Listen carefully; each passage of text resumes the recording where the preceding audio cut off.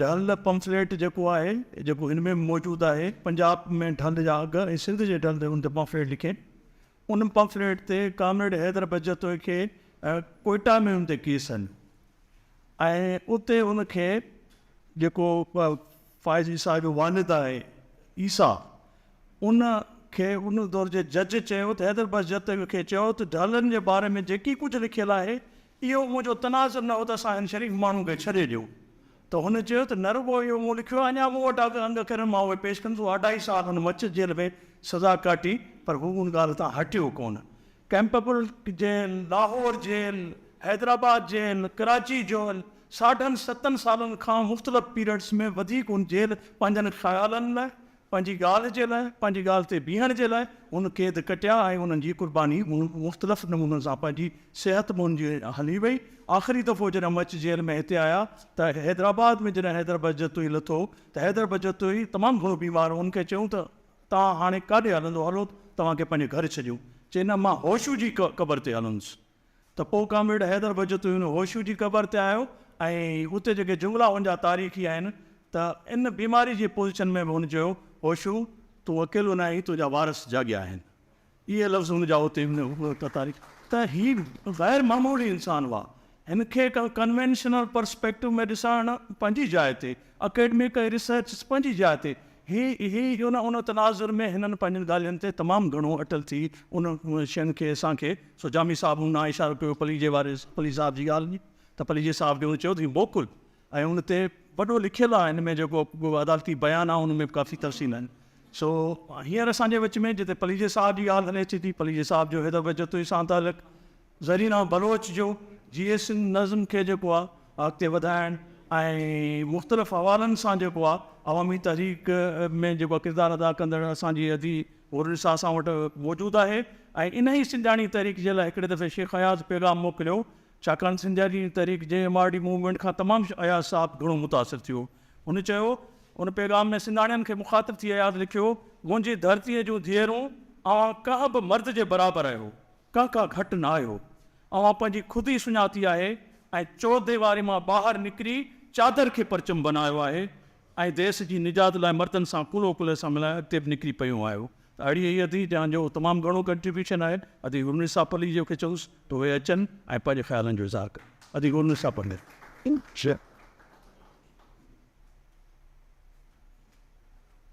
And then they're going to wait in the head to this and be playing with us and part of the tree. This painted the inch was about from university and being spotted. You're in the yet DC Sadaiti Sabakra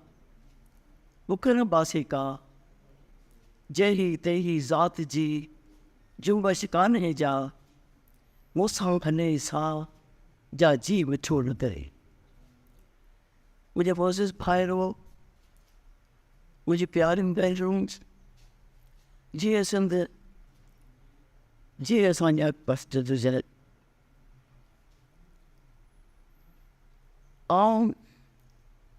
That is such a good guzara, जो हिन conference में हिते जे मुंतज़िमीन मूंखे दावत ॾेई हिन conference में शिरकत कराई आहे, मूंखे तमामु घणी ख़ुशी थी आहे। ऐं मूं ॿुधो त हिते किताब जी वेहक थी पई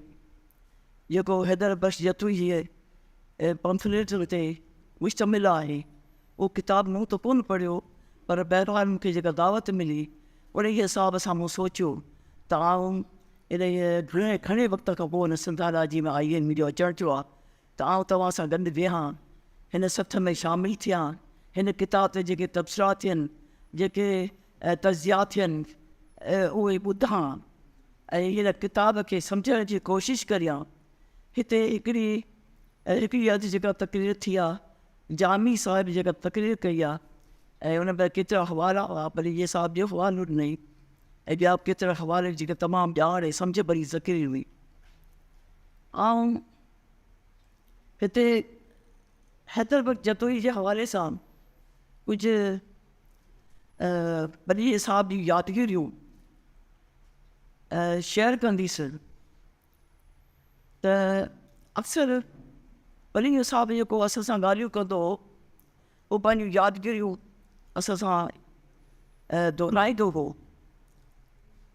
जेके बि वॾा माण्हू थी गुज़रिया आहिनि, जेके असांजा हीरो थी गुज़रिया आहिनि, जेके बहितरीनु माण्हू जिन सिंध जे लाइ तमामु घणा कम कया, क़ुर्बानियूं ॾिनियूं, परींहं साहिबु अक्सर उन जूं आखाणी किसा उनजा ॿुधाईंदो रहंदो हो। हैदर बख़्श जतोई मज़लूम क़ौमुनि ऐं जेके हारी हुआ उन जो अॻवान हो, हू सिंध जो हिकिड़ो आशिक़ हो, बहादुर, हिमत भरियो, बेख़ौफ़ फ़र्ज़ंद हो, ऐं हू पूरी दुनिया जे इंसान ज़ात जे निजात सां मुहबत कंदड़ हो। हू दुनिया जे समूरनि इनक़लाबनि सां मुहबत कंदड़ हो। हू दुनिया जी समूरे बहितरीनु इल्मनि खां वाक़िफ़ हो। हू सम्झ ऐं शौर जो हिकिड़ो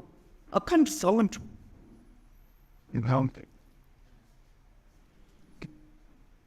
परींहं साहिबु ॻाल्हि कंदो हो त जॾहिं हैदर बख़्श जतोई लिखंदो हो त माण्हू हैरान थींदा हुआ। उन तमामु घणियूं लिखियूं। हू वॾो शाइर हो। उन जीअसम जो नालो ॾिनो। उन जीअसम जामे मोहब्बत जो जीत नज़म चयो, जेको असांजी भाॼाई ज़रीना बलोच हर मोड़ ते हर फंक्शन में ॻाईंदी रहंदी हुई। हुन जा मौज़ू जेके हुआ से हारी हुआ, हर हो, ॾाटो हो, सुहिणा सावा खेत हुआ। ऐं हुनजी जेको जदोजहद जे हवाले सां हुन ॻाल्हि कई त केतिरा मिसाल हुआ, केतिरियूं कहाणियूं हुयूं, केतिरियूं ॻाल्हियूं हुयूं, जिन मां केतिरियूं मूंखे यादि अचनि पियूं त वञी हुन जे ज़माने में 700 एकड़ जो नीलाम बि थियो। उते ई वञी हुन जो ज़मानो मार्शलाई दौर हो, तॾहिं हिन तमामु वॾो बोड़ कयो। 700 एकड़ ज़मीन जे नीलाम खे बंदि करण जे लाइ ही जेके हारी नारी शागिर्द हुआ, हुन सां गॾु सभु धर्म हणी वेठा ऐं लगातार महिनतनि खां पोइ हुनखे उहे 700 एकड़ ज़मीन जा उहे मिलिया। ऐं नज़रिए ज़रूरत जेको मार्शल आबिद जे दौर में चीफ जस्टिस जेको नज़रिए ज़रूरत जे नज़रिए मुताबिक़ जेका ॻाल्हि कई हुई, उन जे ख़िलाफ़ु हिन पॉम्फलेट लिखियो हो, जंहिंजे पादाश में हिनखे जेल काटणा पिया, तकलीफ़ूं अचणियूं पियूं। ऐं हालांकि हू वॾो ज़मींदार हो, पर हू आम ज़मींदार, इहे ॿिया ज़मींदार आहिनि जिन जी सोच आम हूंदी आहे, उहा हिन जी न हुई। हिन उन वक़्तु मिसकीन ग़रीब रुतल हारियुनि जी जेका हालति ॾिठी, जेका कसम बरसी ॾिठी, पेर उखाड़ा, अंग उखाड़ा, पेट बुखिया, हारी जेके ज़मींदारनि जागीरदारनि जे कर्ज़नि में ॻरियल हुआ, उनजे व्याजनि में ॻरियल हुआ, उहा हालति ॾिसी ही पंहिंजे ज़मींदारी उहो डिप्टी कमिश्नर जे अहदे तां हिन इस्तीफ़ा ॾेई छॾी। पोइ हुन सिंध जे पुर पुछ में दौरा कया, बस्तियुनि में हलियो, पंथ कया, रोडनि ऐं रस्तनि ते तकरीरूं कयूं। नंढा नंढा जेके रस्ता हुआ उन्हनि ते हीउ हलंदो हो ऐं जाखोड़नि सां हुन पंहिंजो जेको आहे सा हारियुनि खे सुजाग कयूं, उनखे शौक़ु ॾिनो, उन्हनि खे पंहिंजे हक़नि जे हवाले सां आगाही ॾिनी, उन्हनि खे मुतज़िम कयो, मुनज़्ज़म कयो, हिकिड़े प्लेटफॉर्म ते आंदो ऐं हुन अख़बार किताब जारी कयूं ऐं टेनेंसी बिल जेको आहे सो मंज़ूरु करायूं असेंबली लाइ। पनीर साहब हिकिड़ो ॿियो बि वाक़ियो ॿुधायो जेको असांखे थोरो घणो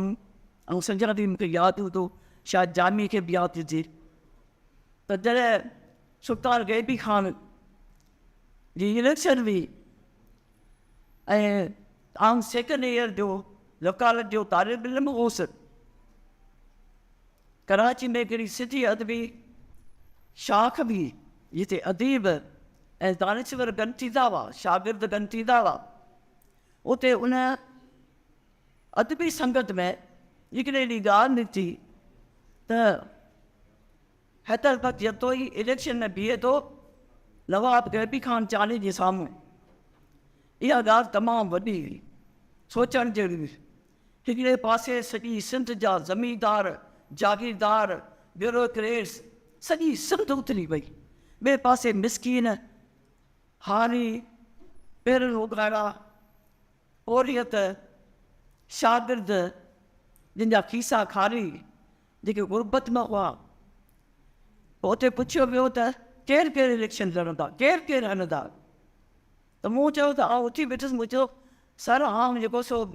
इहो वकालत जे सेकेंड ईयर में आई आहे पोइ त इम्तिहान थियण वारा बाबा इम्तिहान पिया थींदा इम्तिहान जी कहिड़ी ॻाल्हि आहे इम्तिहान पोइ बि थींदा बि पोइ असीं सभु संतरा पती कंबर ऐं ॿार जे इलाइक़नि में वियासीं उते फुकड़ा शीशे में विझी खाईंदा वेंदा हुआसीं नवां नारा इजाद कयासीं ऐं बर्क कंदा हुआसीं नारा हणंदा हुआसीं एॾी उथण पुथण हुई असांजी वरी दू वधू मुक़ाबिलो हो जहिड़ो कर हिकिड़ी वॾियूं थींदियूं हुयूं ॿिए पासे असीं मिसकीन ग़रीब उहे हुआसीं पर उहो मोर्चो ख़ाली करणु न हो उते हिकिड़ो नालो ॿुधाए मूंखे शायदि हींअर यादि नथो अचे त नबी बख़्श सोमरो हो हुनजी माउ जेका पिनी सिनी हुतां हुतां करे दिगड़ो रधे असांखे अची खाराईंदी हुई उहा असांजी पिनी सिनी असांखे अची खाराईंदी हुई उते जेके माण्हू हुआ उते जा राहती जेका ग़रीब मिसकीन हारी ओरियत उहे पंहिंजे पंहिंजे घरां माण्हू खणी ईंदा हुआ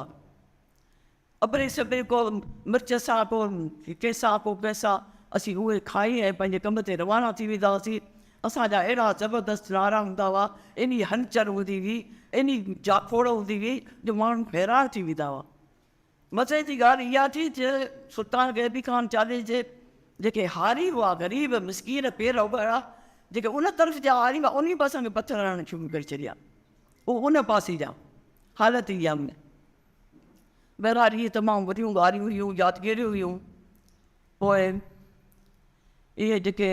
उते जेके हैदर बख्श जतोईअ खां पोइ उते हिकिड़ो अनमोल हीरो हुनजो हारी तहरीक ते जदोजहदनि जी हिकिड़ी लाज़वाब तारीख़ आहे सिंध में असां जेतिरो बि फ़ख़्रु कयूं उहो थोरो आहे उहो हारी कमेटी जे जेके उहे हिजरास उहे ॻाल्हियूं उहे रंग जेके हुआसीं उन वक़्तु क़ाइमु कान हुआ ऐं पनीर साहिबु जॾहिं शागिर्द हो नंढी उमिरि जो हो त उन हारी कमेटी में हो ऐं उन वक़्तु काज़ी गफ़ार वारा जेके हुआ से बि नंढी उमिरि मां हुआ पर इहो विझ छॾियलु हो हैदर बख्श जतोई जो उहे सन्हा हुआ जेके सन्हा वरी वधी वणिजिया जिन पोइ हिन कम खे अॻिते वधायो ऐं जेको उन्हनि सां शागिर्द हो बुखियो ॾुखियो रसूल बख्श पनी जो उहो वधी वणिजियो पोइ उन्हनि मेडिकल कॉलेजनि में जानका कॉलेज में ज़रई यूनिवर्सिटियुनि में जेके मातरी हुयूं उन्हनि में हिननि यूनिट खोलिया स्टडी सर्कल खोलिया शागिर्दनि खे मुनज़म कयो मुतहद कयो हारियुनि खे मज़दूरनि खे हिकिड़ी वॾी हिकिड़ी फ़ौज तयारु थी वॾी सियासी तहरीक हली उहा तहरीक जेका तंहिंजो जेका तॾहिं उनजो